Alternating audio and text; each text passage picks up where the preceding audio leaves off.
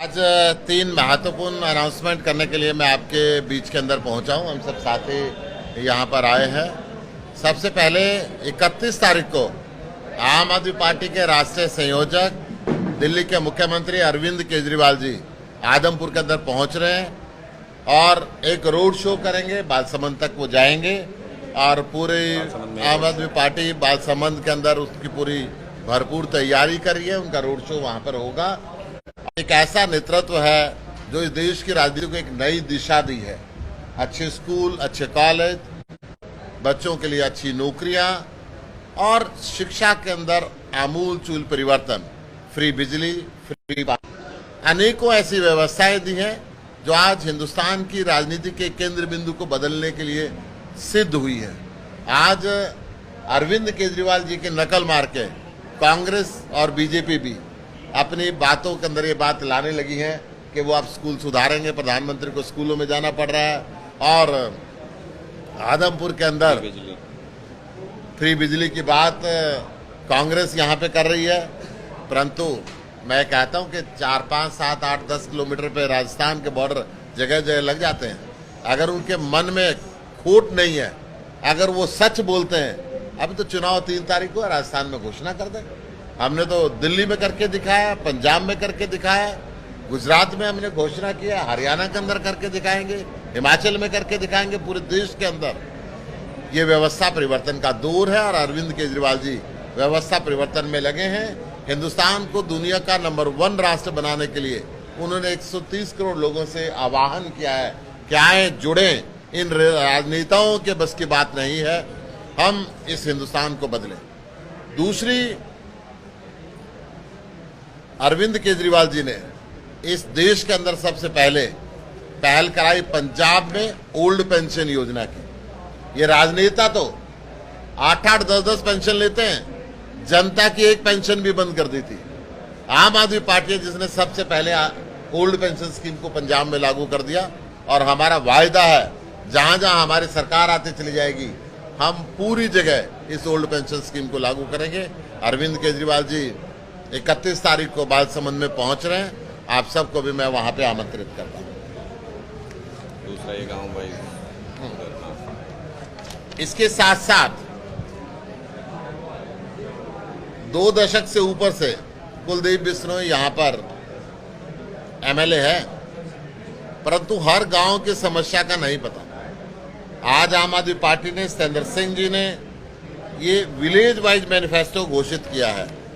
हर गांव की क्या समस्या है और उस समस्या को हम कैसे निपटाएंगे, ये हमारा मैनिफेस्टो आदमपुर चुनाव के लिए घोषित किया है।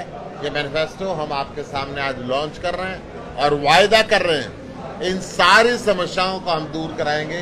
जैसे सतेंद्र सिंह जी चुने जाएंगे, आम आदमी पार्टी भरपूर प्रयत्न करेगी और इन सब समस्याओं को दूर करते हुए हरियाणा को शिक्षित और विकसित बनाएंगे, हरियाणा को स्वस्थ बनाएंगे, हरियाणा में व्यवस्था परिवर्तन करेंगे। तीसरी बात मैं कहना चाह रहा हूं, आज शाम को के 8 बजे तक आदमपुर के हर घर के अंदर, हर गांव में, हर घर के अंदर आम आदमी पार्टी का कार्यकर्ता पहुंचेगा। एक साथ 5 से 8 बजे के बीच में आदमपुर के हर घर के अंदर, हर गांव में, हर दरवाजे पे, हर व्यक्ति से मिलने के लिए आम आदमी पार्टी का कार्यकर्ता पहुंच रहा है। भारतीय जनता पार्टी के पास, कांग्रेस के पास इतने कार्यकर्ता नहीं है कि वो एक साथ पूरे आदमपुर के हर घर के अंदर पहुंचे, परंतु आम आदमी पार्टी का कार्यकर्ता मेहनत के साथ कमाई करता है और ईमानदारी के साथ अपने जीवन को व्यतीत करता है। वो आम आदमी पार्टी का कार्यकर्ता आज 5 से लेकर 8 बजे के बीच में आदमपुर के हर घर के अंदर पहुंच रहा है। आप सबका भी स्वागत है। आप सबको मैं आमंत्रित करता हूं, आप जिस भी गांव में जाएंगे, जिस भी घर के अंदर जाएंगे, आज 5 बजे से 8 बजे के बीच में आदमपुर के हर घर के अंदर आम आदमी पार्टी का कार्यकर्ता सतेंद्र सिंह जी की वोट मांगने के लिए, व्यवस्था परिवर्तन करने के लिए, गढ़ को तोड़ने के लिए और ईमानदार सरकार लाने के लिए, ईमानदार विधायक चुनने के लिए जनता के बीच पहुंच रहा है। आप सब भी आए और उनको देखें। स्वागत आपका। मैं अनुराग जी से निवेदन करूंगा ये mega door to door campaign जो आज आम आदमी पार्टी लॉन्च कर रही है, इसमें सभी 55 जगहों पर सभी 55 गांव के अंदर, आदमपुर के अंदर और बाकी गांव के अंदर, सबके अंदर एक एक हमने पॉइंट पर्सन जो कि हमारे नेतृत्व में, हमारे लीडरशिप है, उनमें से एक एक के नेतृत्व में बड़ी बड़ी टीमें गठित की हैं जो हर गांव के अंदर जाएंगी। और ये mega door to door campaign आज ऐसा होगा, अनोखा अपने तरीके का कैंपेन होगा। बाकी पार्टियां डोर टू डोर कैंपेन करती नहीं है, लेकिन गांव कवर करने में भी उनको कई कई दिन लग जाते हैं। आम आदमी पार्टी आज एक ही साथ 3 घंटे के अंदर अपने सारे कार्यकर्ताओं के साथ एक एक गांव में, एक एक घर में पहुंचने का काम करेगी। ये शायद पहली बार आदमपुर के इतिहास में भी और इस चुनाव के कैंपेन में भी ये पहली बार हो रहा है कि एक ही दिन में, एक ही वक्त पे सारे के सारे गांव में, सारे घरों के अंदर आम आदमी पार्टी के कार्यकर्ता प्रचार करने के लिए पहुंचेंगे। और जो हम लगातार कह रहे हैं कि ये व्यवस्था परिवर्तन की लड़ाई है, ये व्यवस्था परिवर्तन की शुरुआत इसी से होगी कि मैन टू मैन मार्किंग, एक एक व्यक्ति से कनेक्ट, एक एक घर में अरविंद केजरीवाल जी का मैसेज पहुंचना चाहिए। इस बात को लेकर के हम डोर टू डोर कैंपेन आज कर रहे हैं। और उसके साथ ही बाल संबंध में जो रोड शो का आयोजन किया गया है अरविंद केजरीवाल जी का, उस रोड शो के लिए सघन डोर टू डोर कैंपेन बाल संबंध के अंदर भी कल चलाया जाएगा, जिसमें एक एक घर में जाके हम आमंत्रित करेंगे सभी लोगों को कि वो अपने घरों से निकल करके आएं और अरविंद केजरीवाल जी की इस बदलाव की यात्रा में शामिल हों। अरविंद केजरीवाल जी जो आदमपुर के लिए सोचते हैं कि यहां से बदलाव की शुरुआत हो और हरियाणा के अंदर भी सरकार बदले, उसकी शुरुआत बाल संबंध से करेंगे। चुनाव से पहले कैंपेन करने आ रहे हैं और वहां पर सारे के सारे आसपास के सभी गांव के लोग भी और बाल संबंध के लोगों को भी आमंत्रित किया जाएगा कि वो उस रोड शो का हिस्सा बने। क्वेश्चन से पहले मैं चाहूंगा थोड़ा सा सतेंद्र जी हमारे कैंडिडेट हैं, अशोक तंवर जी हैं, आप थोड़ा चेयर बदलनी है कि वहीं से बोल लोगे? आ जाएगा ऑडियो? नहीं, बोल दीजिए, लाउडली बोल दीजिए। देखिए, जैसा प्रभारी जी ने और अनुराग जी ने बताया, 55 गांवों में एक साथ जिस तरह डोर टू डोर होगा, ये कई गांवों से इस तरह की एक आवाज़ आई थी कि भी सभी साथी एक साथ इस कार्य को करें। उसके लिए आज जो ड्यूटी लगाई है कार्यकर्ताओं की, और एक आवाज़ और आई थी, वो आवाज़ थी जो लंबे समय से कुलदीप बिश्नोई जी इस पीड़ा को नहीं समझ पा रहे थे कि किस तरह एक बार का व्यक्ति आकर आत्मसम्मान को, हमारे गरिमा को, हमारे गर्व को चैलेंज करने का काम करता है। तो उसी का जवाब आज कल भी हमने दिया, परसों भी दिया, और आज हर गांव से, हर गली से इस चीज़ का जवाब आ रहा है। अनुराग जी ने भी जैसे अभी बताया था, ये गरिमा की और आत्मसम्मान की लड़ाई है। उन्होंने कहा था कि गादड़ियों को देख लेंगे, तो मैं फिर एक बार कहना चाहूँगा, गादड़ी नहीं है यहाँ पर। जो बागड़ी हैं वो आत्मसम्मान के लिए लड़ना भी जानते हैं, अपनी 20 नुओं की कमाई से कमा के खाते हैं। इस इलाके को, जिसको पहले मरुस्थल के नज़दीक माना जाता था, इस इलाके को अगर आज हरा भरा किया है तो ये बागड़ियों की अपनी किसानी ताकत ने किया है। वो लोग जो हमारी गरिमा को ठेस पहुंचाने का काम करते हैं, किस मुंह से आज वो हमारे बीच में आके वोट मांगने का काम करते हैं, ये प्रश्न मैं जयप्रकाश जी से पूछना चाहूँगा और उनको कहना चाहूँगा एक बार फिर से कि अपना लठ ले आओ, बागड़े यहाँ पर तैयार खड़े हैं जवाब देने के लिए। वैसे तो सब कह दिया, सबका बहुत बहुत स्वागत है, धन्यवाद है। और एक नई पहल आम आदमी पार्टी ने, अगर हम देखें हरियाणा में, उस तरीके से गांव वाइज मैनिफेस्टो लॉन्च करने का ना तो परंपरा थी और ना कभी किसी ने ऐसी ज़रूरत महसूस करी। और ख़ास तौर पे आदमपुर जैसी कॉन्स्टिट्यूंसी जो एक ही परिवार को 1968 से लेकर के आज तक जिताती रही हो, जो दूसरी पार्टियां हों उनसे साठगांठ करती रही हो, तो आवश्यकता भी नहीं थी। और इसीलिए आदमपुर हमेशा पिछड़ता रहा और लोगों को जो उनके अधिकार थे वो नहीं मिले। तो एक तरफ ये है, और दूसरी तरफ जो आज बोला गया है कि 5 बजे से लेकर के 8 बजे तक, और मैं समझता हूँ कि ये भी अपने आप में एक अलग तरीके का प्रयास होगा, क्योंकि जहाँ कांग्रेस और भाजपा वो अहंकार में डूबी हुई हो, एक बार भी लोगों तक ना पहुँच पाए, लोगों से संपर्क ना करे और ये सोचे कि वैसे ही वोट मिल जाएंगे, क्योंकि आज तक मिलते भी वैसे ही रहे। लोग एक से परेशान होते हैं, दूसरे को दे देते हैं। लेकिन जब मजबूत विकल्प और विपक्ष मिलेगा अरविंद केजरीवाल जी के नेतृत्व में, तो हालात बदलेंगे। और यही हमारा आदमपुर के लोगों को संदेश है कि आदमपुर में वैसे तो मजबूत लोग हैं जैसा भी कहा, लेकिन कुछ लोग बार बार चुनौती देते आए, तो उनका डट करके मुकाबला करें। आदमपुर की जनता के साथ पूरी आम आदमी पार्टी खड़ी है। धन्यवाद। मैनिफेस्टो की अगर बात करें तो किस तरह के मुद्दों का जिक्र किया गया है? आप 2-4 पढ़ के बता दीजिए किसी गाँव। देखिए, हर गांव में अलग अलग मुद्दे आए थे। जैसे मोहब्बतपुर गांव में था कि गलियां जितनी टूटी फूटी हैं सारी, बरसात के कुछ सामान्य थे जो हर गांव में मिले, जैसे बरसात के पानी की निकासी नहीं है, रोजगार की समस्या थी, और मोहब्बतपुर और ढाणी मोहब्बतपुर में सबसे ज़्यादा चकबंदी को लेकर बहुत शिकायतें थी। चकबंदी लंबे समय से, जब से आज़ाद हुए हम, चकबंदी नहीं हो पा रही थी।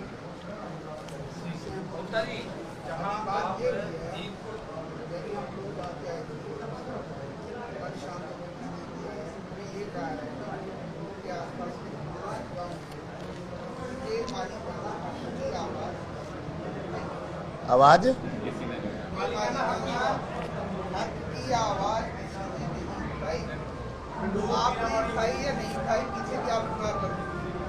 देखिए, अगर आपको याद होगा, जब ये 2016 में इनको मकान खाली करने के नोटिस जारी किए गए थे, पहला प्रदर्शन लघु सचिवालय के सामने हुआ था और संघर्ष समिति बनाई गई थी। फूलचंद जी हमारे अध्यक्ष थे उस समिति के, मैं उस समिति में सदस्य था। और उसके बाद चाहे क्रांतिमान पार्क का मामला रहा हो, और अंतिम 2018 में जब हमने आदमपुर में रैली करी थी, उसमें भी हमने ये प्रावधान रखा था।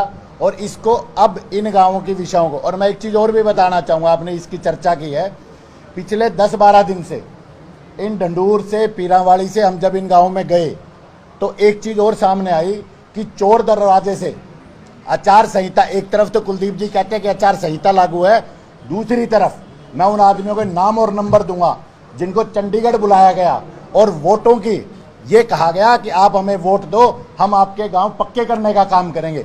आप उनकी लोकेशन निकलवाएं। अब मैं नहीं, देखिए, अनाउंसमेंट एक अलग है, परंतु ऐसे तो विकास कार्यों के लिए तो आचार संहिता की बात करते हैं। और ये समस्या आज से नहीं है जी, 2016 से आज केवल और केवल उनको बरगलाया जा रहा है। आम आदमी पार्टी हमेशा से दिल्ली के अंदर जब इन्होंने झुग्गियां तोड़ने की बात करी, अरविंद केजरीवाल सामने आके खड़े हो गए थे कि एक भी घर को टूटने नहीं देंगे। हरियाणा के अंदर भी और आदमपुर के अंदर भी हम उस बात को दोहराते हैं। आप बोलो ना। हमने आम आदमी पार्टी का राष्ट्रीय नेतृत्व इस बात के साथ खड़ा है, जिसने जिंदगी भर की कमाई लगा के मकान बना लिया, अपनी पूरी जमा पूंजी उसके अंदर लगा दी।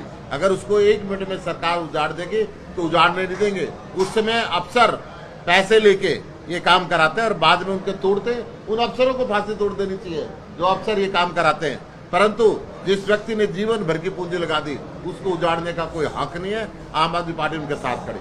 सर, गुप्ता जी ये आरोप लगा रहे हैं कि आम आदमी पार्टी भारतीय जनता पार्टी की बी पार्टी बनकर वोट कटवा के रूप में काम कर रही है और हमारा उम्मीदवार सशक्त है। अगर इस तरीके से वो काम कर रहे हैं तो ये आरोप कांग्रेस ने दिल्ली के अंदर भी लगाया था, ये आरोप कांग्रेस ने पंजाब में भी लगाया था, गुजरात में लगा रहे हैं। और अब गुजरात के अंदर भी आरोप लगा रहे हैं। कांग्रेस इस देश से खत्म हो चुकी है, वो अब सिर्फ आरोप लगाने के काबिल रह गए। जमाना बदल रहा है, जमाना अरविंद केजरीवाल का।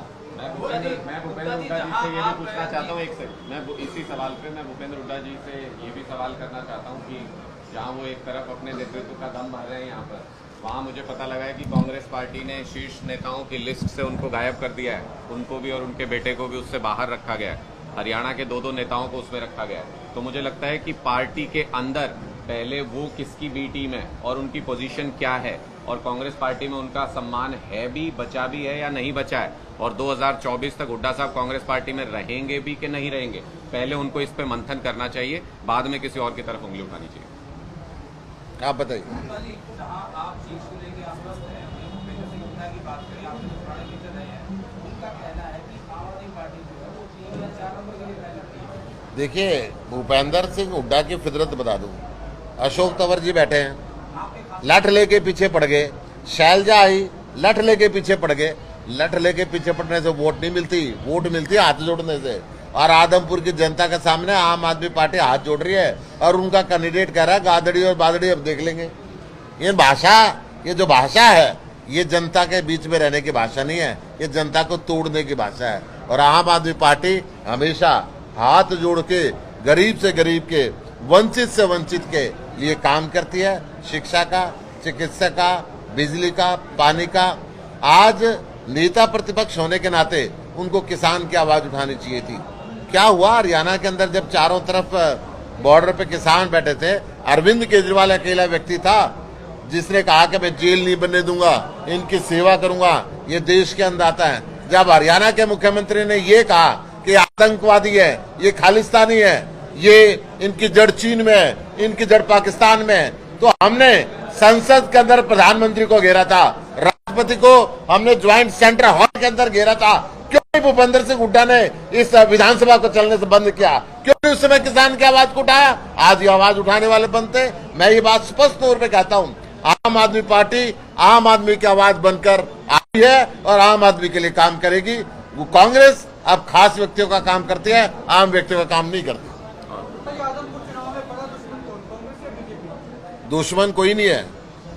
ये लड़ाई है विचार की, ये लड़ाई है व्यवस्था बदलने की, ये लड़ाई है सामंतवाद को खत्म करने की, ये लड़ाई है परिवारवाद को खत्म करने की, ये लड़ाई है आम आदमी को सत्ता पे बैठाने की। ये विचारों की लड़ाई है।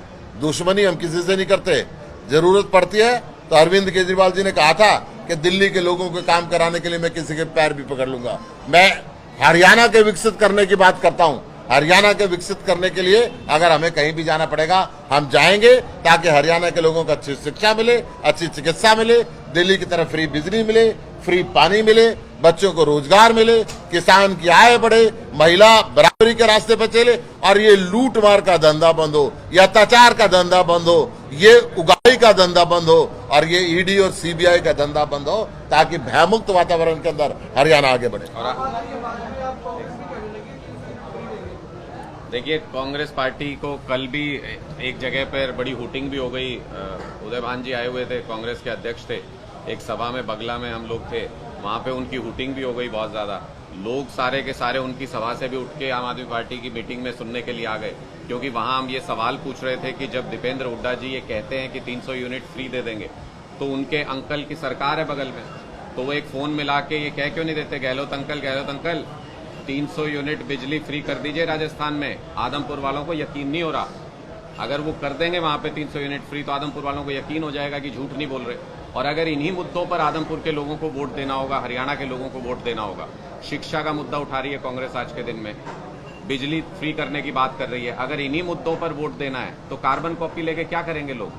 ओरिजिनल मौजूद है, आम आदमी पार्टी मौजूद है, जिसको इन मुद्दों पर काम करना आता है। हमने करके दिखाया अलग अलग स्टेट में।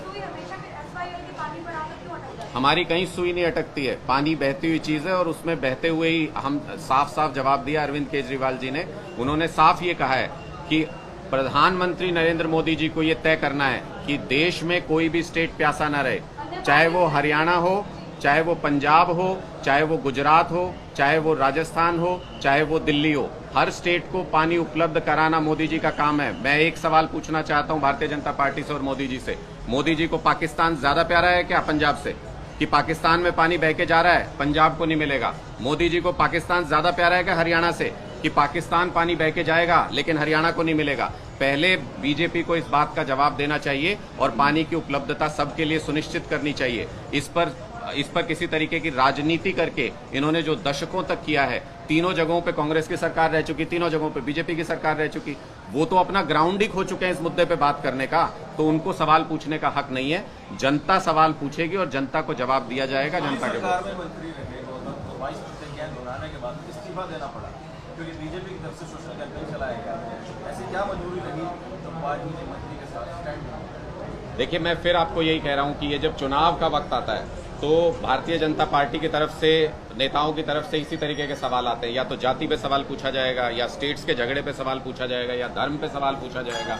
ये चुनाव आदमपुर का जो है, ये मूलभूत सुविधाओं के मुद्दे पर, शिक्षा और स्वास्थ्य के मुद्दे पर लड़ा जा रहा है। लोकल वर्सेस जो यहाँ आपका उम्मीदवार नहीं रहता है, उसके मुद्दे पर लड़ा जा रहा है। लोगों के बीच में सवाल यही है कि जो बागड़ी प्राइड की बात है, जिसको लेकर के उल्ट पुल्ट बयान कांग्रेस के उम्मीदवार देते रहे, उसके मुद्दे पे बात है। मैं आपके प्रश्न का ही जवाब दे रहा हूं। ये लोगों के बीच में चर्चा का विषय आदमपुर चुनाव में ये है इन मुद्दों पर लोग बात कर रहे हैं और इन मुद्दों पर वोट करेंगे। इसलिए कोई भी गुमराह करने वाले मुद्दे, जो जहां पर मुद्दा हुआ हमने उसको वहां पे टैकल किया, उसको जिस तरीके से उसका सुनिश्चित जवाब दिया जाना चाहिए था वो दिया, और वो मुद्दा अब हमारी नजर में खत्म हो चुका है। वो आज के दिन में मुद्दा एग्जिस्ट नहीं करता।